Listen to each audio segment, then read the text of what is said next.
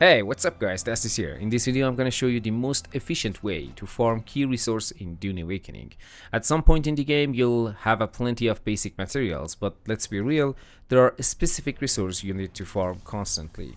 Especially if you're rolling out with a group, people use them fast and they run out real quick. So in this guide, I'll walk you through the best farming route, the exact strategy and everything you need to know. What items and gear you'll need, what level or tools are recommended, where to go, what to avoid, and some pro tips and overlooked tricks to help you get the most out of your farming runs. Alright, before we go any further, let's answer one key question. What does farming actually mean? Farming in this game means going out and actively gathering the resource you need, whether it's for crafting something now or stocking up for later. And trust me, even after you've collected a ton of basic materials, you'll quickly realize there are a specific more valuable resource that you need constantly. And if you want to keep your base running efficiently, there are key items you'll always have to farm. Now I figured this would be a perfect time to talk about it, because right now the storm is hitting the deep desert, so I decided to hang back in the safe zone and break all of it down for you guys. Farming can be done in few ways. You can go out and collect resources manually with your handheld cutterays, or you can use your vehicles for faster and more efficient farming runs.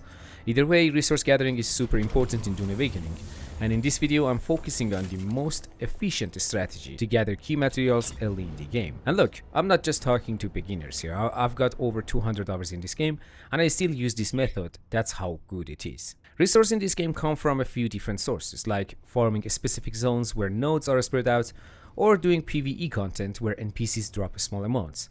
But in this guide, we're focusing on farming these key resources: duraluminum, aluminum, erythrite crystals, basalt, and even a little bit of spice, all within the safe zone. And as I already mentioned, this strategy works for anyone, whether you're brand new, mid-game, or a seasoned player grinding late-game content. Before you jump into it, there are a few things you need to know: what gear or tools you need, what level you should be at, and what skills you need to unlock, and some smart strategies that will make your farming way more efficient. Let's keep it clear and on point. First, we'll talk about the gear. You'll want to use the highest tier cutteray you can get your hands on. If you get a Mark 6 cutteray, you're golden. It doesn't matter if it's mounted on a vehicle or used handheld, both can do the job. But here's my suggestion: use your buggy. Why? The buggy comes with the storage, so you can gather materials and keep them safe without running back and forth. You can solo farm, no need for the backup, and you drive to the resource node, switch to the throat seat, and start mining with the cutteray. The materials go straight into the buggy's storage, super clean and super efficient. Now if you use the handheld cutteray, there's a catch. For certain resources like jasmium, you gotta get really close, and many of those nodes are in radiation zones. A step into those toxic fields is just not a good idea, because it will raise up the radiation bar and you will take damage. So using a vehicle is just a safer and a smarter option. Your first goal here is to get a buggy. It doesn't matter if it's a Mark III, it will work, but ideally you want to equip it with at least a Mark V cutteray. And yeah, your buggy doesn't need to be a full Mark V. You can rock a Mark III buggy with a Mark V cutteray on top of it. That setup will slaps. So if you really want to maximize yield, you need to look at some of the paleontologist's skill tree as well. That's where all the good farming buffs are hiding. If you're mining by hand, check out cutteray mining. It starts with 10% yield and goes up to 20% at max level. Deep analysis adds another 20% yield. Combined, you get around 40% yield from handheld mining alone. And if you're going with a vehicle, which I recommend more, focus on vehicle mining. It will boost your resource yield by up to 20% when mining from a buggy, and these are massive bonuses that stacks up fast, especially over long farming runs. So to recap, what you need before starting is a buggy, which is Mark III minimum, but ideally with a Mark V cutteray. Upgrade your paleontologist skills, specifically the mining ones. Make sure your storage is clear and your buggy is repaired. Alright, now that we all geared up and ready, it's time to hit the jackpot. Let's break down the route and the exact method I use to farm all those high value resources. So here, as you can see, we just take the Azul chopper, and let me open the map. For example, we just set up a base close to Shiel, alright? Here, for example, just outside the actual radiation zone. I mean, there's no problem to set up a base inside the zone as well. I see some people doing that, but I don't see any problem. I even saw someone just set up a build here around this area, so I don't think there's a problem with that. But as you can see, there's a spot here in Shiel which is not radiation zone, and it's deep down there. And if you set up a base, for example, there, so I'm going to show you what you're going to do. So you're going there, either by the actual wall of the open world to get there faster, or just through flying there. So for example, my actual base is here. This is my main base. And what I do, I'm just going to grab my chopper and then detach all the parts. So after you finish, you're going to your assault and you're going to bank all the vehicle part, because it's gonna take you lesser time to get there. Buggy is just not that good, and you still have a lot of space for other things that you want. And your backpack must be empty as well. So for your backpack, what you need is whatever you need to set up a medium storage container, plus one fuel power generator, and then enough resource to craft one more there. All right, I'm dropping all the items that I want to carry, and as you can see, you can balance between using your inventory or using the Azul chopper inventory and grab some of the parts, just easy like that, not the heavy ones. So I'm going to grab the buggy parts, and right now I have enough empty space to take as much materials that I need, whatever it is. It's a medium chest or whatever, even it's a granite or basalt, whatever you need. So you're going to bank them, you're going to storage them into your assault. All right, so after I got everything ready, as you can see, I got the buggy in my pocket. I got large vehicle fuel cell, which I recommend you to grab some.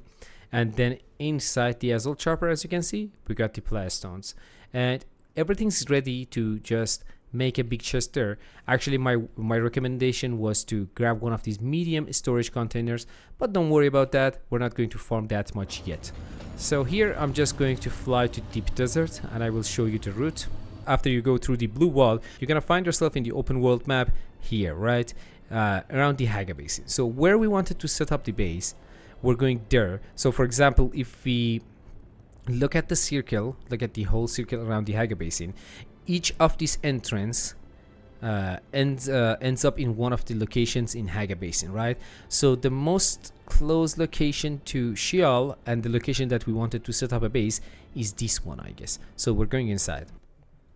All right, here we are. As you can see, we end up in this location after we landed, just here, as you can see. And then you're in a safe spot. There is no radiation, to be honest. There are some stuffs that you need to go to the radiation zone, not lying. Oh, that's a spice in front of me.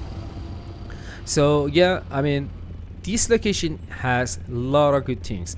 Besides the wreck that you can farm for the irradiated slag, which you will need for crafting some items, you have a safe spot to just build your base. And I forgot about actually grabbing my radiation suit, which you have to grab it when you want to farm in this area. Anyway, I'm just going to build the base. The good thing about this area is the spice explosion happens frequently, so you can farm spice if you want to and grab as much as you want. I'm not saying that it's too much, but it's safe, and you can grab from 600 to 1000, depends if you have already leveled up your compactor yielding from the planetologist tree. So if you level up that, you can grab more spice from this location as well. So not only you're going to farm a spice from this location, you're going to set up a base, and I will tell you what to do next. Alright, after you finish the base, as you can see, and you have a door to get your buggy in, there is one problem here, that we actually need pentashield instead of the roof. So we can park our assault chopper whenever we want into the base. So what we're going to do is, on our next traveling back to the base, I'm going to grab enough mats, which is, and as you can see here, if you go to all, this is what we need. We need some steel ingot, we need cobalt paste, calibrated servoc, and we're gonna grab enough of those to set up a pentashield. But for now, the base is almost ready. We just need some power to run the base. Alright, here it is, the power generator here. We're gonna drop the fuel in, so the base is safe now, as you can see. Alright, the only thing we need is some pentashield, and since we're going to use pentashield, we may need to grab more of those power generators so it can provide the energy for the pentashield, and drop a chest here. So what we're going to do now, we're going to grab our buggy with the suit that we have and start farming the area, the Sheol. So you're going to farm the area and you're going to bank it in your base. You're going to farm the area and you're going to bank it in your base. And from there, after you're finished with that, for example, we just Let me fill up the thing. Yeah. Alright, so as you can see, after, for example, we finished up our gathering, I'm just going to park the buggy into the base. And here we are. Then you can transfer the items from the buggy, whatever it is, into your storage. And then you're going to grab your basalt chopper and transfer anything from the chest to the actual basalt chopper. For doing that, there is one problem here, is the fact that the basalt chopper is not parked inside the base because we don't have the pentashield. So if you have the pentashield, you can park the basalt chopper inside and transfer the items from the storage to the basalt chopper. And after you got enough of that mat you want, I mean, this is a better method, because instead of, for example, your base is here or anywhere here, then go farm it and then just go back, then go farm it and then go back. This method is the fastest way to do it. And just right behind our base, we go through the wall and then we're gonna end up in the world map again. This is the fastest way to farm resources and then transfer them back to your base.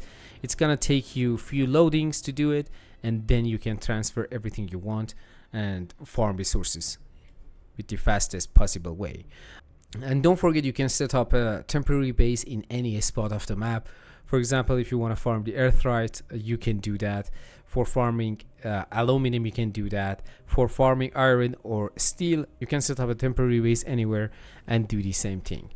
And here, as you can see, this is my base. And yeah, that was everything you guys needed to know about farming resources in Dune Awakening, this is the fastest way without a doubt. So let me recap what we actually did. We grabbed enough materials to set up a base, a small base anywhere. Then we went out from the shield wall.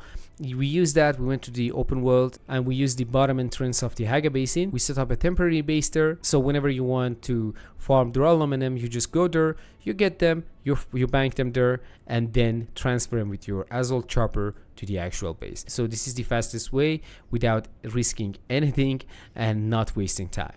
So that was it, guys. I mean, you can use these, and to be honest, you can do the same thing here in Haga Rift for the Erythrite if you want that, or any other mats that you need in the game, so you can have a temporary base there, farm, and then bank. And that's it, guys. Thanks for watching. See you guys in our next one. Much love, and as always, peace out.